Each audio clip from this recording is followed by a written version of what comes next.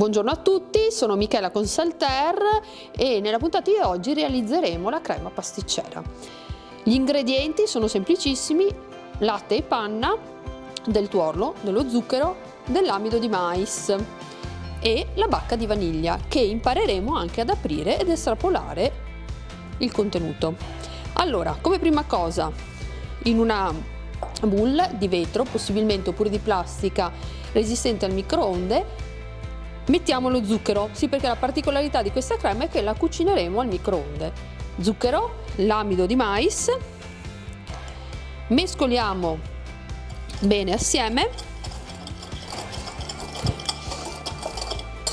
aggiungiamo la vaniglia. Come si apre una bacca di vaniglia? In questo caso è molto lunga, quindi ne useremo una piccolissima parte. Questa è una vaniglia del Madagascar, una varietà gourmet, molto ricca di semini.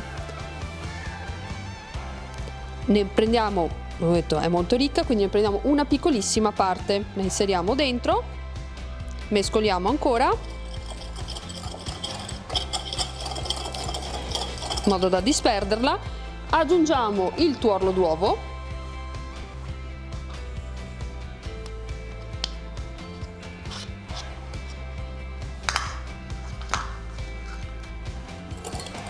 disperdiamo anche il tuorlo in modo da creare quasi una pastella.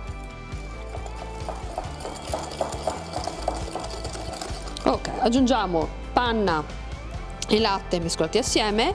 La temperatura di panna e latte è indifferente, potrebbero essere anche appena usciti dal frigo, ci cambierà solo nella fase di cottura, magari quei 10 secondi in più o in meno.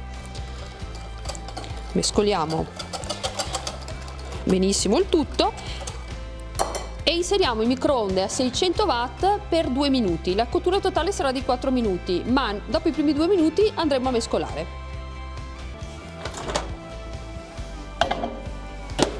Ed eccoci dopo 2 minuti di cottura al microonde a 600 watt. La crema si presenterà coagulata sui bordi, non preoccupatevi, date una mescolatina in modo da uniformare e continuiamo la cottura per altri 2 minuti. Ed eccoci dopo 4 minuti di cottura, la vostra crema sarà pronta. Mescolate bene fino a quando non diventerà bella liscia.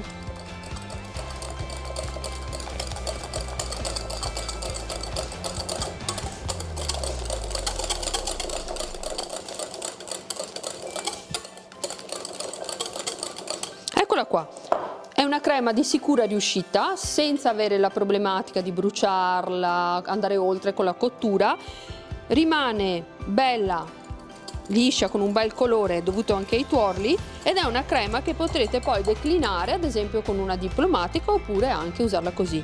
L'importante adesso è, quando andremo a conservarla, di pulire bene la ciotola sui bordi, mettere della pellicola a contatto, lasciarla a temperatura ambiente fino a quando non diventerà un po' più fredda, e poi inserirla in frigo per la conservazione. Il periodo invernale ci aiuta sicuramente, perché possiamo fare il primo step, metterla fuori dalla finestra, sempre con pellicola a contatto, cioè la pellicola deve essere appoggiata sulla crema, altrimenti si forma la crosticina. Spero questo contenuto vi sia piaciuto e ci vediamo la prossima volta.